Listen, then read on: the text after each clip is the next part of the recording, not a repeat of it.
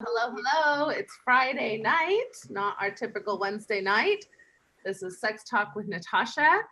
We've been having some basic technical issues as always, but it's definitely my fault.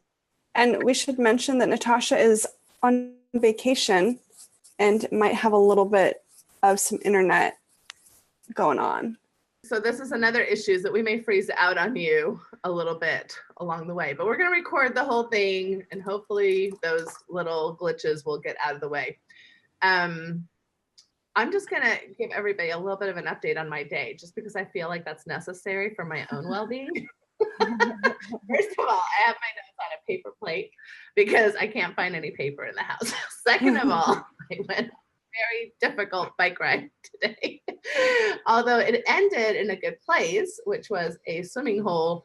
I didn't have a bathing suit, so I had to get down to my skivvies with all of my kids. So hopefully I didn't traumatize anybody. And on top of it, my tire went flat at the very bottom of the hill. So had to basically do most of the hike up walking. Oh, wow. So it's, I'm here. I'm glad to be here. I hope I'm not frozen again. Am I? No, you're good. Who I feel really bad for right now is our poor freaking guest, Coco. All good. I'm happy. It normally goes better than this. It's true. And I'm so excited for your topic. I don't want you to be shortchanged at all. So anyway. All right, back to the trying to get back from all my tangents. This is Sex Talk with Natasha. We are a comprehensive, educational, sex ed resource for grown-ups. So we are really excited about this because most of us, got the end of our sexual education in high school sometime, and it was pretty cruddy at that. To just to be kind. That's my kind word for public sex ed. And so a lot of us are, trying to grapple with our sexuality, other people's sexualities, and all kinds of things that come up. And so I think it's just important to have an ongoing journey where you have access to resources and to professionals and to research and to all kinds of things that can. This is a great resource, and you should all become patrons because you get a lot. I'm going to turn the time over to Ashley so she can give a little bit more information about what we're doing, and then we'll get going with our topic tonight, which is really exciting because we're going to hit heteronormativity, in the crotch. All right, go ahead. Welcome everybody. We're really excited to be here. We wanted to make sure we did this, even though we didn't schedule it for our regularly scheduled Wednesday. We wanted to make sure we did it try to do it at least once a week. So thank you for joining, especially on a Friday night. For those that are new to the episodes and to the series, we do an hour-long program every week. And we break it up into kind of little segments. The first 15-20 minutes, Natasha is going to teach us a little bit about the topic. And then the next 15-20 minutes, we're going to bring on a guest who's going to ask a whole bunch of questions. And then the last about 15-20 minutes, we're going to leave it open for questions from our audience. And so we want to make sure that we get to those. So please go ahead and send those to us. You can send it to us on Facebook. You can email them to us at sextalkwithnatasha@gmail.com. We're on all the social medias. Let us know however you want to get a hold of us. The first half an hour will be free for those on Facebook. And then the entire episode is over on Patreon. And you can become a subscriber. Natasha already went through all of the many great resources that you will get as a subscriber. So head over to patreon.com/sextalkwithnatasha. And then you just get a lot of resources. We're really excited about it. If anybody is interested in seeing Natasha professionally, you can go ahead and check out her online practice. It's called Symmetry Solutions, and you can find that at symmetrysouls.com. And I think that's it. So I'm going to turn it back over to Natasha. All right. So my notes start with the word heteronormative, which I just want to kind of talk a little bit about what that word means. Many of you probably have heard me use it in the past, but what we're really talking about, I broke it down to kind of 4 different areas, and I'm not saying it's even all inclusive how I'm talking about this word. But first of all, when we talk about heteronormative messages or media or education, What we're talking about is that for the most part, when we talk about sex in this country, or when we think about sex or sexuality, we're talking mainly about heterosexuals. So people who have sex or are interested in having sex, or attracted or romantically interested in people of the opposite sex from what they are. Another thing that we talk about a lot in heteronormative scripts is monogamy. So that tends to be the overarching kind of umbrella for how we talk about relationships. And a third part, which kind of falls into monogamy, is marriage. We kind of assume everybody wants to be married or is headed towards marriage. Or we talk about the lifespan, including marriage, which a lot of people are interested in, but not necessarily everybody. And also in of itself, statistically, marriage has taken all kinds of, turns. And also the statistics are not necessarily indicative of everybody being in one marriage, like we all think we're going to be, when we're in our 20s, oh yeah, this is going to be the one that we're with for the next 50, 60 years. The last point would be that heteronormativity really is more focused on what I would call penis and vagina sex. So that includes a male and a female, and also one type of sexuality. And that's typically what we think about when you even say the word sex, or sex is going to be depicted in some way in the media, or talked about in a course or in a class or in a religious setting, or any type that's kind of what we're talking about. It's heterosexuals, it's monogamous people, it's married people, and it's people having this kind of missionary style, vanilla type sex. That's kind of what the overall picture is. So that's heteronormativity. And the problem with that is that, like, most of us don't fall into that at some level or another. And yet that's how we depict sexuality in general to everybody. All right, so 3 things that happen to us as we continue to see these types of messages kind of bombarded upon us. One is that it really starts affecting our own personal identity. Okay, so when we don't see examples of ourselves in the common kind of public sphere, then that starts feeling weird, right? And I would also say that this is very much about race and culture. So again, most depictions of sexuality are, in our country, white, Caucasian depictions, okay? And so if you're a Black, young, let's say transgender person living in maybe a rural type of place in America, like, there's nobody around you that looks like you, right? There's nobody that you're going to necessarily identify with or be able to say, oh, I see myself in this other person.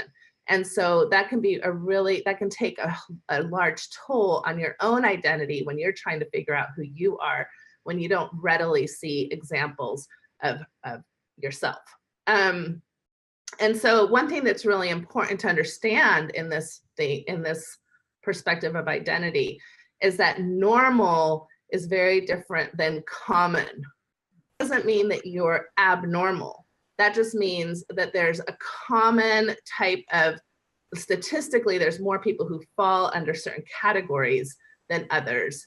But that's just, part of diversity. That's just part of how we're all different. So the second way that this starts affecting you is permission. So when you don't see anything that either identifies with you from an identity perspective, or even an erotic template perspective.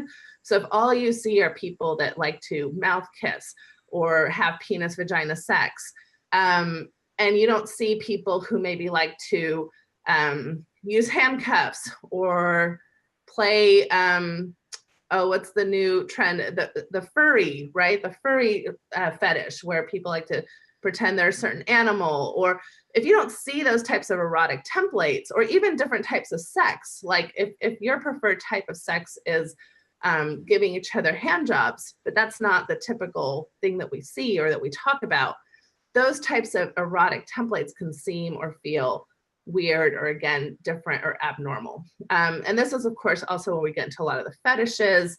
I like to remind everybody that a lot of people, you know, the fact that breasts in our culture have been sexualized, that's in and of itself a fetish, but we don't see it as that because it's considered normal, right? And so actually, you know, your breasts, female breasts don't have any sexual function other than their erogenous zone, but I could say that about, you know, certain parts of my arm or certain parts of my neck.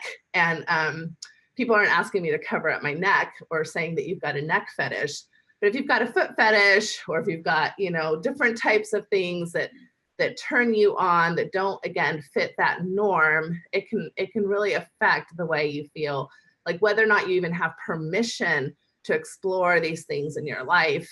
And a lot of people, I think, aren't even necessarily in a space where they'll allow themselves to think about whether or not something could potentially turn them on, because they just see it as taboo or incorrect or bad or shameful, or, you know, whatever terms you want to say to it. So whether it's kink play or whether it's, again, just looking at pornography or whatever it is that, you know, once maybe you felt wasn't good, or even, for example, just coming out as gay or lesbian and starting to date within that realm, etc. Now you're facing bias and discrimination because our culture hasn't, made that look normal. So then my next tips are, given everything I just said, I have like 8 little tips as far, well, I don't even think they're tips, but bullet points on how this affects us as a culture. So one is it gives a lot of us a false sense of security, because I think, like I started out with, we're all more fluid than we realize. We all have more potential for sexual variety than we realize. And we all have probably parts of ourselves that are hidden or unexplored because we've never given ourselves permission to do so. My number 2 thought is bisexuals, pansexuals, and anybody who falls in that realm of kind of, interested in either both genders or romantic versus sexuality, etc., are oftentimes told that they're seeking attention. So that's a very just, I think, awful way that we discriminate against bisexuals in general. So because people like labels, and so I think people are almost, these days, a lot of people are more comfortable with, just claim that you're a homosexual, don't tell me you're bisexual. So I just want to point that piece out, that we still have a lot of work to do in discrimination around bisexuality, pansexuality, and those types of labels that are part of what we call the LGBTQ alphabet. Number 3 point is that heteronormativity definitely affects how we act around others. So if you happen to live in a fairly or transgender folks on a regular basis, and you see them interacting and kissing and holding hands and all those kinds of things, you're fairly lucky, because that's not how typical United States of America works. And we would never balk at heterosexual. Think about the last time you saw a heterosexual couple, especially a white heterosexual couple, holding hands or kissing, in a public space. And if you had any reaction to that versus what that would have been like if it was a same-sex couple or an interracial couple, or even, a Black couple or transgender couple, how would you have reacted to that? And I think a lot of times we don't want to think that we're discriminatory or biased or racist or any of those kinds of things. But I think we have a lot to learn from our own bodies, because if you're not used to seeing those kinds of things, because we've really not created space in our cultures to have those types of things happen, then we're normal, even if we are the most, wanting to be as tolerant as possible, or as, accepting as possible or affirming as possible, it's going to take time for your system to adjust to seeing something outside of the norm that we have been given. Okay, number 4 is that for those who are part of these communities that are non-normative, having to fit in is a huge sense of just weight. So for example, there's some research showing that females that consider themselves butch and like to dress more masculine will oftentimes dress differently for an interview than they would in their normal part of their normal way of dressing, because they know that they're going to be discriminated against if they dress how they would want to dress. And so, and the same kind of like gay men, trying to put on a macho persona or trying to act straight. These are all things that if you don't fit the cultural norm, then you have that extra pressure. You're kind of constantly aware of yourself in ways that. So my number 5 point was that the mass media is full of heteronormative messages, just chock full of them, and they're coming at you all the time. And so you can't just assume that this isn't affecting you. You actually have to be intentional about fighting off those messages and encouraging other messages to come into your conscious, into your kind of intentional space and energy. And this is what really Sex Talk with Natasha is all about. I'm just about to release a little book called Check Your Baggage. And that's exactly what that book is about, is being intentional about what is being wired in us, not because of necessarily anybody's personal fault, but this is what our culture is constantly driving at you. Number 6 point is that don't assume that sexual settings are any less heteronormative. So strip bars, pornography, erotic materials, literature, even like dungeons and kink places can oftentimes not necessarily be safe for minorities, or not be indicative of showcasing minorities. So again, they can be very heteronormative in the types of resources and spaces that they provide. Number 7 is our public school education. Well, it's a disaster to begin with. Even in its heteronormative forms, it's a disaster. Any questions in regards to this as a teen, you've got very, very little resources in our public school education system. And then the last point is I want to say heteronormativity ignores and discriminates against all kinds of family units. Okay, so, and I'm not just talking about same sex.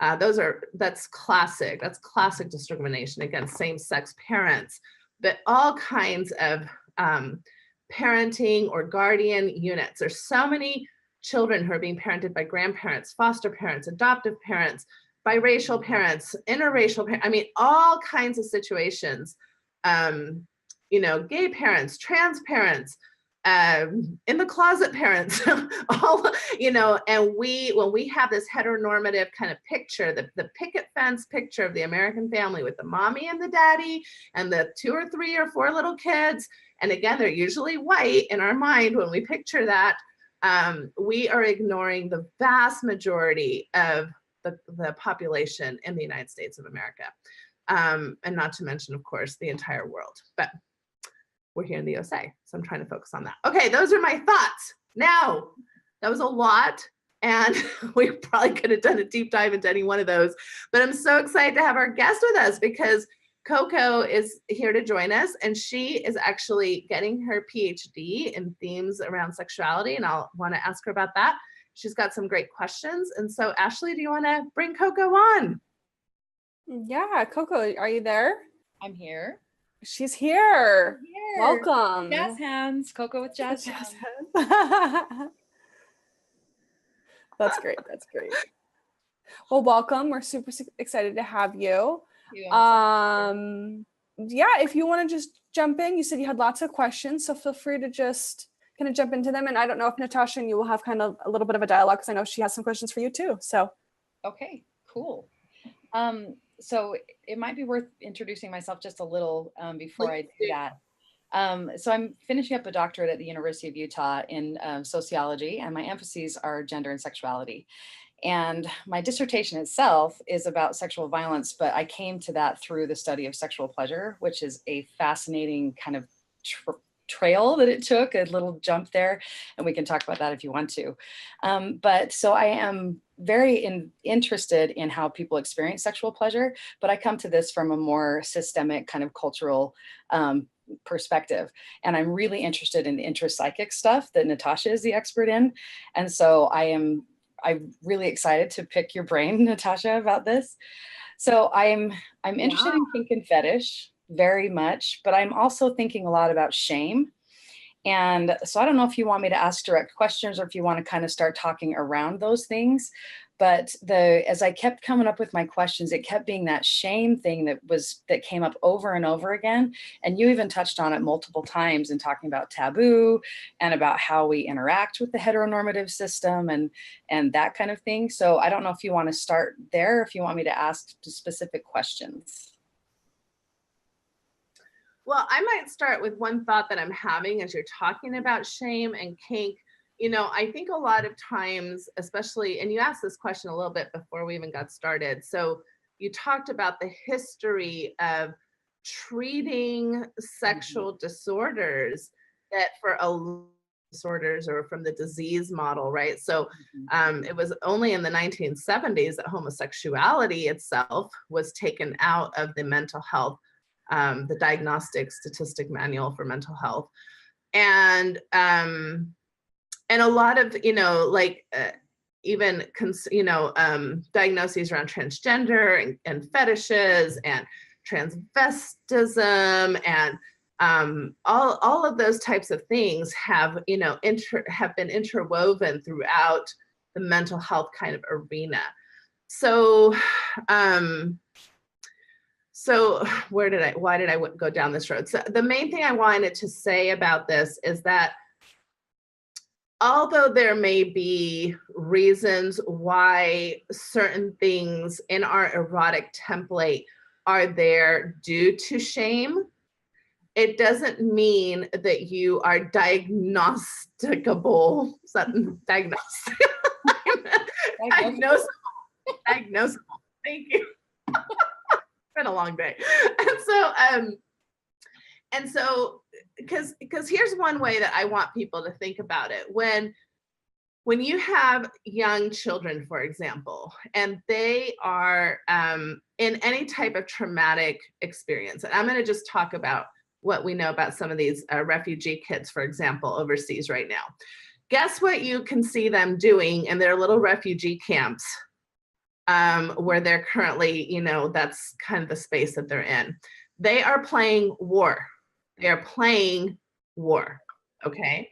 And so what, you know, so all of us, in a sense, I believe, I'm pretty comfortable with saying that we have all come from some type of sexual wounding space, okay? Now, maybe as direct as a sexual trauma or sexual assault, which is, you know, very clear. But even if you haven't necessarily encountered an unwanted sexual assault in your life, you come from this culture that I'm talking about, right? You come from this heteronormative, so you come from this heteronormative culture, right? That's damaged you and that's told you certain messages about yourself. So my thought, my statement is we all come from sexual trauma, whether it's direct trauma or whether it's indirect, we all come from that. And so guess where we play that out? Guess where we play that out? In our play spaces, in our bedrooms, in our relationships, where we are safe. Because the kids playing war are not playing war with the kids that they don't like. They're playing war with their friends, right? They're not, and so they're not really trying to harm each other. They're not really hurting each other. They are playing out the trauma in their lives with the people that they most trust at that time. And that play is very healing. So when we look at our own kinks and fetishes and erotic templates from this sense of I'm broken, or there must have been something in my background that made me be turned on this way. Maybe, but guess what? Now you're in that space of playing and having fun with it and hopefully doing it in a way that is, you know, not putting you at risk and not, you know, in a space that's safe with people that you've decided you're going to play in that way with. So following the principles of sexual health, which I've talked about for, you know, consent, non-exploitation, you know, mutual pleasure, honesty, shared values, you can do that in a space. You can do that we're moving away from making these things diagnostic problems that people are supposed to quote unquote treat, or that you shouldn't have these erotic templates, right? Or that you shouldn't, the fact that you even have these things that turn you on make you sick and make you diagnosable. And then you have to go to therapy and get somebody to shift the way that you're turned on. Well, guess what? The research is out on that. It doesn't work. We tried it. We shocked people's genitals. We shocked people's brains. We shocked the hell out of everything. It doesn't work. It doesn't work. So your orientations and your templates and the things that make you you, especially as a sexual being, are probably at some level going to stay that way. That doesn't mean that there isn't fluid or shift in our lives. There is, but in general, the things that turn us on are not necessarily things that we can control. So I don't know if that's a good place to start or to launch off. Well, and I'm curious about, I mean, this is kind of a too easy jump, but I would love to hear you talk about BDSM and play as healing. Because I come to, I mean, the BDSM consent model is fantastic. So that was a good bridge for me with between consent and pleasure. And Right. I like the idea of healing play and your analytic of the kids playing war. So can we sex that up with some bondage? Yes, let's sex it up. Can we sex everything up with bondage? I'm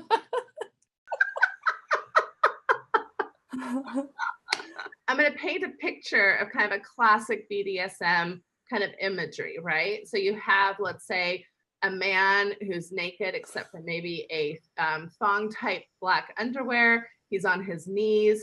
He's got a gag on his mouth. He's made blindfolded, and he's got a collar on his neck with a leash. Okay, and standing above him is a woman, and she's maybe decked out in some leather as well, and she's got a whip in her hand, and so she's obviously playing the dominant partner in that sex role play, and he's playing the submissive partner.